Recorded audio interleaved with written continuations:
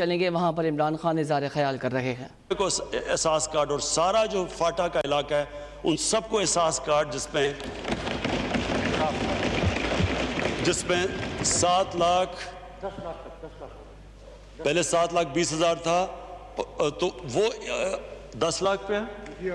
10 لاکھ کا مطلب یہ کہ جی ایک غریب خاندان جو سب سے زیادہ تکلیف میں ایک گھر ہوتا ہے جب کسی کو بیماری ہو جائے، اور اب یہ کووڈ کی وجہ سے جو ہم کہانیاں سنتے ہیں بہت مشکل میں گزرتے ہیں، تو وہ جو ایک غریب گھرانے کے اندر اب ان کا بجٹ پہلے سے کم ہوتا ہے، پہلے سے وہ مشکل سے اب پیسے کما رہے ہوتے ہیں اپنے بچوں کو پالنے کے لیے، کھانا دینے کے لیے، ایک بیماری ہوتی ہے وہ سارا خاندان چلا جاتا ہے غربت کے نیچے، کیونکہ وہ سب کچھ بیچ دیتے ہیں۔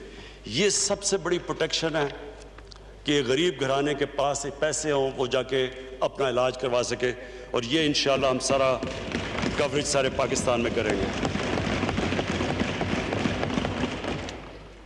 پھر جی مجھے بڑا اس چیز پہ فخر ہے کہ ہماری پوری کوشش ہوئی ہے کہ ایک پاکستان میں جو ہماری ڈیولپمنٹ ہو، وہ کئی علاقے پیچھے رہ گئے ہیں، ڈیولپمنٹ تھوڑے سے علاقوں میں چلی جاتی ہے، اور ہمارا فاٹا پیچھے رہ گیا، ہمارے بلوچستان کے علاقے پیچھے رہ گئے۔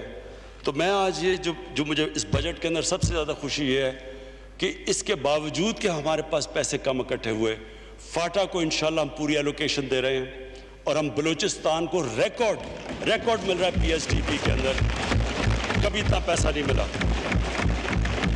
میں آج ادھر سے یہ ضرور کہوں گا اسپیکر صاحب کہ میں ریکویسٹ کروں گا، 4 صوبوں نے اپنی زبان دی تھی کہ جب فاٹا مرجر ہوگا تو وہ اپنے این ایف سی وارڈ سے 3% دیں گے فاٹا کو، کیونکہ وہ فاٹا کے اندر جو تباہی ہوئی وار آن ٹیرر کی وجہ سے، تو ان کے بڑے برے حالات تھے، تو ان کی ری ڈیولپمنٹ کے اندر انہوں نے پیسے دینے۔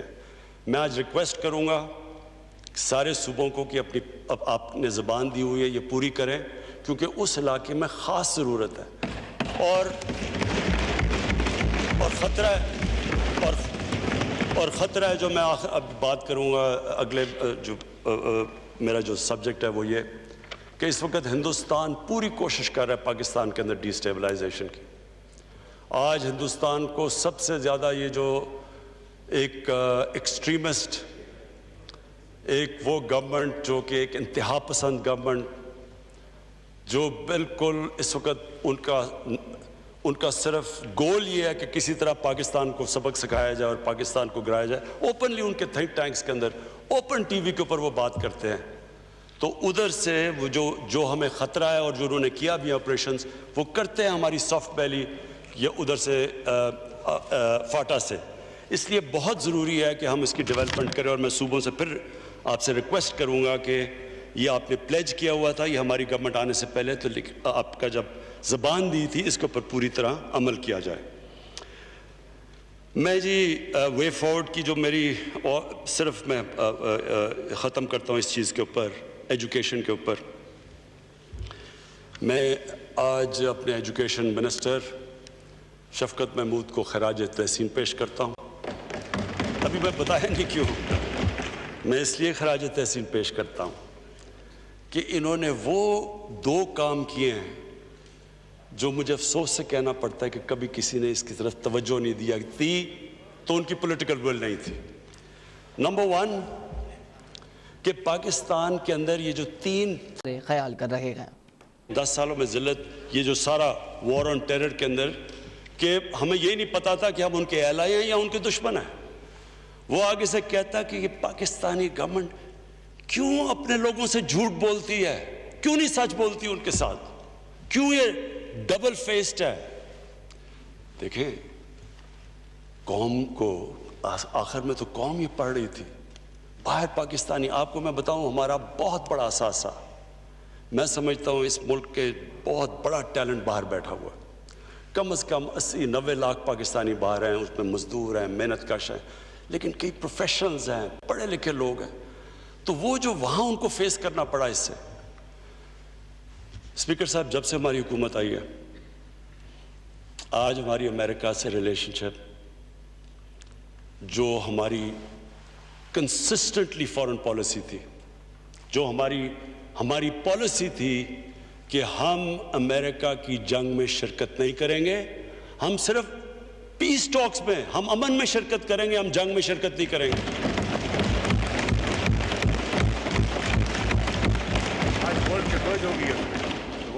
آج یہ تھا کہ ان کا جو سب سے ہارڈ لائن سینیٹر لنڈزی گریم وہ پاکستان آتا ہے اور پاکستان آ کے سٹیٹمنٹ دیتا ہے کہ جو تحریک انصاف اور عمران خان کہہ رہا تھا there is no military solution, there is only political solution، endorse کرتا ہے۔ آج ہماری ان سے ریلیشن شپ کوئی اس کے اندر کوئی آج نہیں ہمیں کہتا کوئی دوگلا پن ہے، کوئی ہم ڈسیو کر رہے ہیں، ہم کوئی کسی کی جنگ نہیں لڑ رہے۔ ایک ریلیشن شپ ٹرسٹ کے اوپر ہے۔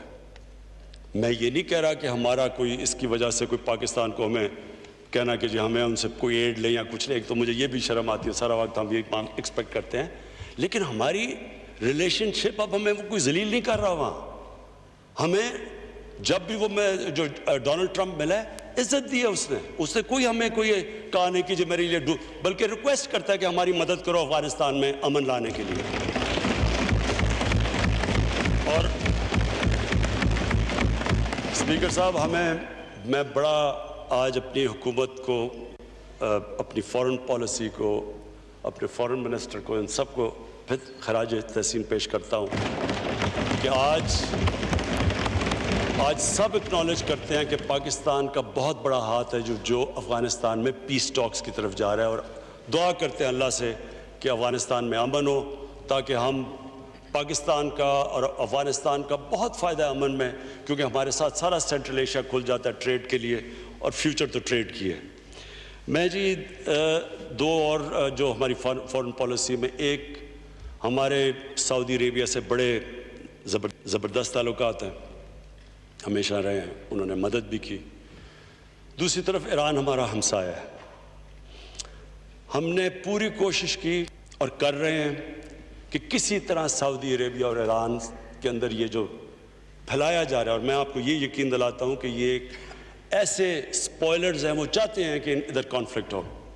سارے مسلمان دنیا میں اٹھا کے دیکھ لیں، لیبیا سے دیکھیں، ہر جگہ تباہی مچی ہوئی ہے، سیریا میں دیکھ لیں، افغانستان میں بھی ابھی تھوڑا ٹھیک ہو رہا ہے، صومالیہ، تو وہ چاہتے ہیں کہ یہاں ایک کانفلکٹ ہو جائے۔ میں بڑے فخر سے کہتا ہوں کہ ہمیں دونوں نے ریکویسٹ کیا، ایران نے بھی ریکویسٹ کیا، سعودی عربیہ نے بھی ریکویسٹ کیا کہ آپ کوشش کریں کہ ہمارے تعلقات بہتر کریں، اور ہم کر رہے ہیں کوشش، حالانکہ اس کے اندر پرابلمز ہیں کیونکہ اور پلیئرز بھی اس کے اندر وہ چاہتے نہیں۔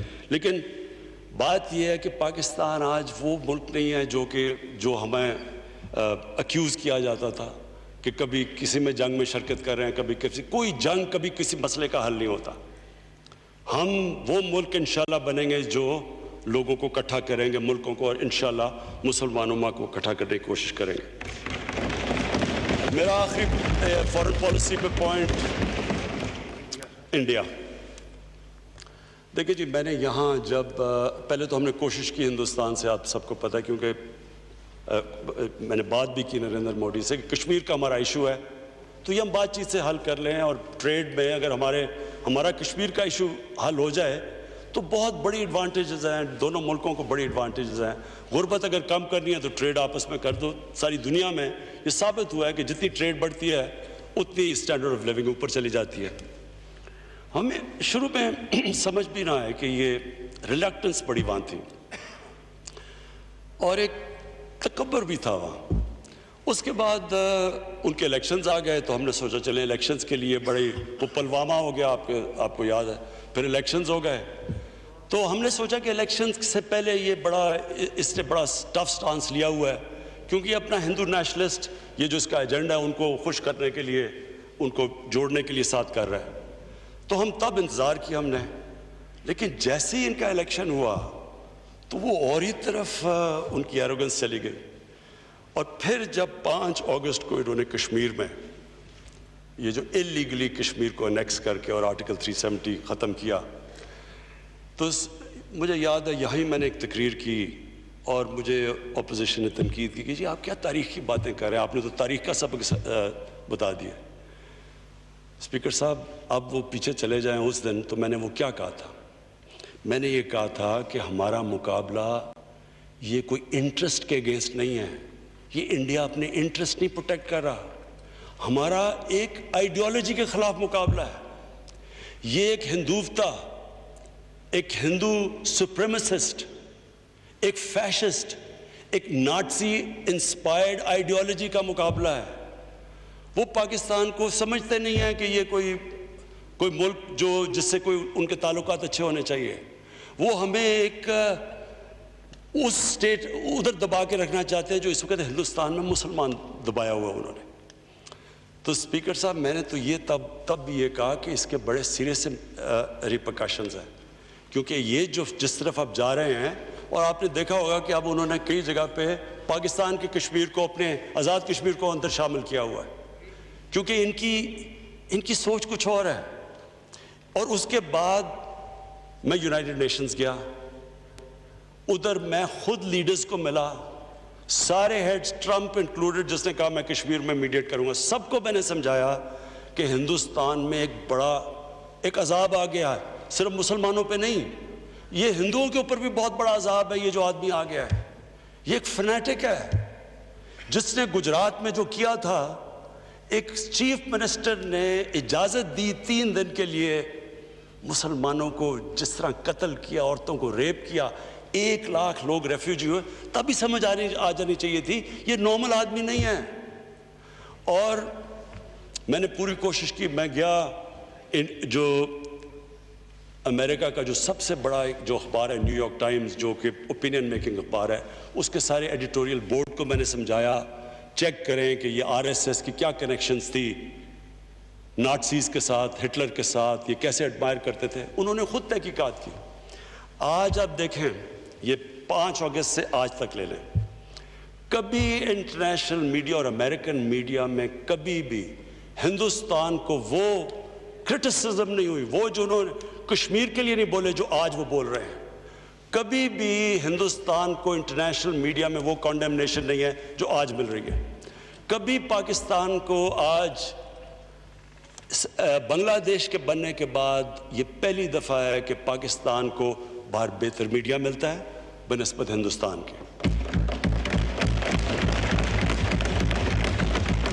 1965 کے بعد یونائٹڈ نیشنز کی سیکیورٹی کاؤنسل میں 2 دفعہ یہ ایشو اٹھایا گیا، اس سے پہلے کبھی ایک ڈیڈ ایشو تھا، اور یہ ہماری بہت بڑی کامیابی تھی اسپیکر صاحب کہ خود وہاں میڈیا سے انٹریکٹ کیا۔ جب میں نیو یارک تھا، یونائٹڈ نیشنز کی سیکیورٹی کاؤنسل میں نے یہ اٹھایا، یہ کشمیر کا، سمجھایا لوگوں کو RSS کا، اور اس سے آج آپ دیکھیں کہ سارے جتنے بھی جو اسٹیبلشڈ ویسٹرن اخبار ہیں، سب کے اندر ان کو جو اب جو یہ RSS کو کہا جاتا ہے کہ جو کیسے انہوں نے تباہی مچا رہی ہے، سیکولرزم کی ختم وغیرہ وغیرہ، تو یہ ایک ہمارا بہت بڑا کریڈٹ تھا۔ لیکن مجھے صرف افسوس سے یہ کہنا پڑتا ہے کہ جب وہ UN سے ہم وہ پورا امریکہ کا ٹور سے واپس آئے اور ہمارا کام تھا کہ اب اس کو اور آگے لے کے جاتے، تو یہاں ایک ڈرامہ شروع ہو گیا کہ جناب وہ گورنمنٹ جا رہی ہے، کنٹینر آ گیا، سب آ گئے، وہ سارا 1 مہینے کے لیے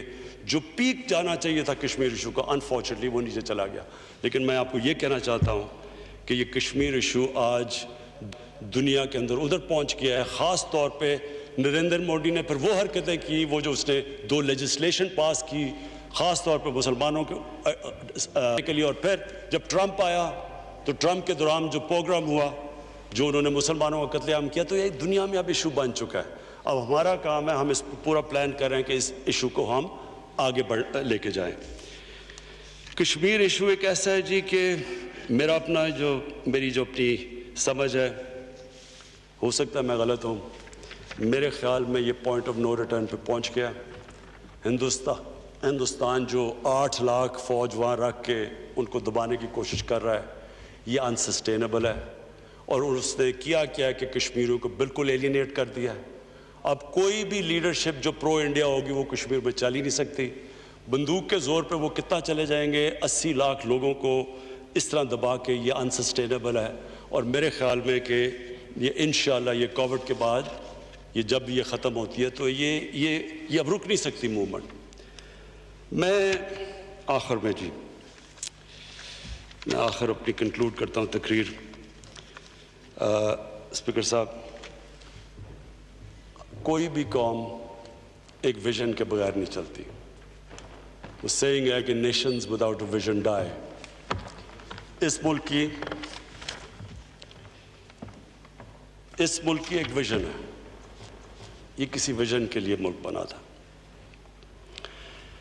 یہ آپ فاؤنڈنگ فادرز کی سب کی سٹیٹمنٹس پڑھ لیں تو وہ ساروں نے ایک اسلامی فلاحی ریاست، اور جب اسلامی فلاحی ریاست کی بات کرتے ہیں تو وہ ہمیشہ 1500 سال کی تاریخ میں مسلمان مدینہ کی ریاست کی طرف دیکھتا ہے.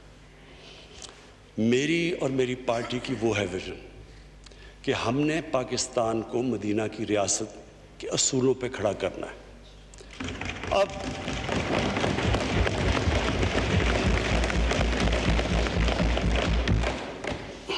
اسپیکر صاحب، جب سے ہماری گورنمنٹ آئی ہے، کہیں کوئی پہاڑ پہ ایکسیڈنٹ ہوتا ہے تو کدھر ہے جی مدینہ کی ریاست. کہیں کوئی بیماری ہوتی ہے، کووڈ آتی ہے، مدینہ کی ریاست کدھر ہے. دیکھیں جی، لوگوں کو پتہ ہی نہیں ہے. میں ذرا تھوڑا سا 5 منٹ لے کے بتانا چاہتا ہوں کہ مدینہ کی ریاست کیا تھی. اور میں یہ چاہتا ہوں کہ ہمارے سارے بچوں کو اللہ ایمان کسی کو دیتا ہے، وہ ایک اللہ کی، صرف اللہ کے پاس ہے. اللہ نے کسی کو جورسڈکشن نہیں دی کسی کو ایمان دے. نبی صلی اللہ علیہ وسلم اللہ نے کہا کہ تمہارا کام ہے کہ صرف پیغام دینا. ہدایت کیا وہ انسان میں ایمان آتا ہے، وہ اللہ کی جورسڈکشن ہے. لہٰذا قرآن میں دین میں کوئی زبردستی نہیں ہے. ہمارا دین ایک ایسا دین ہے جس میں ہم کئی دفعہ غلط حرکتیں کرتے ہیں کہ جی زبردستی کسی کے. یہ تو اللہ کا ایک خاص، اس کی خاص نعمت ہے کہ وہ کسی کو ایمان دے دے یا نہ دے. لیکن ہمارے یوتھ کو پتہ ہونا چاہیے کہ اس بیسس یہ اسٹیٹ بنی کیوں تھی. وہاں پر عمران خان اظہار خیال کر رہے ہیں. کی وجہ سے ڈیموکریسی بادشاہت کو پیچھے چھوڑ گئی. آج چائنا آگے نکل گیا ہے. آج چائنا کا یہ ہے کہ آج ان کی جو میرٹ کا سسٹم ہے، آج اب ان کی فالو کریں کمیونسٹ پارٹی. یہ جو 2 آئے ہیں ان کے پریزیڈنٹ لی اور جو پریمیئر لی اور پریزیڈنٹ، 40 سال انہوں نے گاؤں سے اٹھ کے اوپر آئے ہیں. ان کا تجربہ آپ حیران ہو جائیں گے کہ کس طرح ان کا سسٹم ان کو آیا. اور جو اگلی چیز کہ کیوں معاشرے آگے چلے جاتے ہیں، مدینہ کی ریاست میں سب سے بڑی چیز کیا تھی میرٹ کے علاوہ؟ رول آف لا، قانون کی بالادستی. آج تک کوئی دنیا کا معاشرہ قانون کی بالادستی کے بغیر اوپر نہیں جا سکا. 2 خلیفہ وقت کھڑے ہوئے جا کے قاضی کے سامنے. حضرت علی رضی اللہ تعالیٰ، ان کا مقام اسلام کی تاریخ میں کیا ہوگا؟ وہ ایک یہودی سے کیس ہار جاتے ہیں کیونکہ قانون، رول آف لا تھا، کوئی قانون کے اوپر نہیں تھا. حضرت عمر، ایک عام آدمی پوچھتا ان سے کہ بتائیں آپ نے یہ کپڑے کدھر سے لیے؟ جو حکمران تھے وہ اکاؤنٹیبل تھے، جواب دہ تھے. آج اگر آپ دنیا کو دیکھیں، اسٹڈی کریں آج دنیا کو، جو غریب ملک ہے، جدھر غربت ہے، وہ رول آف لا نہیں ہے. کوئی مجھے ملک بتا دیں افریقہ کے اندر ملکوں کے پاس ہیرو ہیں، پیسے ہیں، منرلز ہیں، سب کچھ ہیں، تیل ہے، غربت کی انتہا ہے. جب سٹڈی کریں گے وہ رول آف لا نہیں ہے. وہاں لوگ، ان کے حکمران سارے، آپ ان کی پوری سٹڈی کریں، ان کے بھی حکمران وہاں سے پیسے چوری کر کے باہر کے ملکوں میں لے جاتے ہیں. جب تک آپ رول آف لا نہیں لے کے آتے اور رولرز اکاؤنٹیبل نہیں ہے. یہ جو سارا پروسیس شروع ہوا تھا ویسٹرن ڈیموکریسی کا، یہ جو ویسٹ منسٹر کی ہے، وہ میگنا کارٹا سے شروع ہوا تھا. وہ کیا تھا؟ بادشاہ کو قانون کے نیچے لانا. وہ پروسیس شروع ہوا تھا. تو ہم آج پاکستان میں یہ اپنے ذہن میں ڈال لیں کہ کوئی ملک آج تک جب تک ان کے جو حکمران ہیں ان کو ملک کے قانون اپلائی نہیں کرتے اور وہ اکاؤنٹیبل نہیں ہیں، وہ جواب دہ نہیں ہیں، وہ ملک ترقی نہیں کر سکتا. آج تقریباً 1 ٹریلین 1000 ارب ڈالر غریب ملکوں سے جاتا ہے امیر ملکوں میں ہر سال. اور اس میں سے ایک تو ٹریڈ سرپلس ہوتا ہے کیونکہ ان کے زیادہ چیزیں وہ ہم خریدتے ہیں ان کی. لیکن دوسرا جو رولنگ ایلیٹس ملک سے پیسہ چوری کر کے باہر بیچتی ہیں, یہ سب سے بڑی وجہ ہے کہ ان ملکوں میں غریب امیر میں بھی فرق ہو جاتا ہے اور غریب ملک اور امیر ملکوں میں فرق ہو جاتا ہے. اسپیکر صاحب, میرا کوئی کسی سے لڑائی نہیں ہے. میں پہلے دن سے جب یہاں آیا ہوں, تقریر نہیں کرنے دی مجھے, جب میں بات کرتا ہوں شور مچتا ہے, غلط باتیں کرتی ہیں, میری کسی سے کوئی لڑائی ہے؟ اسلام آباد انسان تھے, ان سے کس طرح ان کو پریشرائز کر کے فرنٹ مین کٹوتی کرتے ہیں. ان کی پرائس سیٹ ہوتی تھی 180 کتنی, ان کو ملتی تھی 140 بیچ میں. اپنے ہی شوگر ملز کے ٹاؤٹ جا کے وہ پیسہ وہاں بچ جاتا تھا. پھر پتا چلا کہ جو شوگر سٹاکس پڑے ہوئے ہوتے تھے وہ صرف 60 to 70% ڈکلیئر ہوتے تھے, باقی 30% آف بکس جاتے تھے. بلین یعنی اربوں روپے کا وہاں فائدہ ہو جاتا تھا, سیلز ٹیکس بچ جاتا تھا. پھر پتا چلا کہ جناب جو چینی ایکسپورٹ کی جاتی ہے ریبیٹ تو لے لیتے تھے. یہ ذرا سنیں, پتا چلا کہ وہ چینی 70% افغانستان جا رہی ہے. جب دیکھا تو وہ افغانستان اس میں سے تھوڑی سی, باقی چینی واپس آ جاتی تھی. ریبیٹ بھی لے لیتے تھے, سیلز ٹیکس بھی بچا لیتے تھے. اور اوپر سے جب میں نے وہ چائنیز پرائم منسٹر سے ملا اور ہم اپنی ایکسپورٹ بڑھانے کی, ہمارے کرائسس ہوا تھا فورن ریزرو, ہمارے پاس فورن ایکسچینج ریزروز کا, تو جب میں نے چائنیز پرائم منسٹر کو کہا کہ جی ہم اس نے کہا سرپلس کیا, میں نے کہا جی شوگر ملز نے ہمیں سب نے کہا کہ جناب اگر آپ چینی نہیں اٹھائیں گے تو ہم کسانوں سے نہیں لیں گے تو کسان سڑکوں پہ آ جائیں گے, تو آپ کو ریبیٹ دینی پڑے گی. پریشر میں ہم نئی گورنمنٹ آئی, ہم نے ریبیٹ دے دی. تو اب جب وہ بیچنے, جب میں نے اس سے کہا کہ جی ہمارے پاس چینی کا سرپلس ہے, تو یہ شاہ جی یہاں بیٹھے ہوئے تھے ساتھ میرے, مجھے کہتا چینی تو ہم آپ کی لے رہے ہیں, آپ کی چینی کی کوالٹی بھی بری ہے اور آپ کی چینی ہمارے سے ہے بھی زیادہ مہنگی. تو اسپیکر صاحب یہ ہے ایلیٹ کیپچر اس ملک کا, یہ ہے المیہ. اور یہ میں آج آپ کو بتا رہا ہوں, یہ جیسی ہم کھولتے جائیں گے آگے, یہ آپ دیکھیں گے کہ یہ سارا ملک میں ایسے ہو رہا ہے. جو لوگ اوپر بیٹھے ہوئے ہیں وہ نہ ٹیکس دیتے ہیں, عوام کو بھی مہنگی چیزیں دیتے ہیں, مونوپلیز ہیں.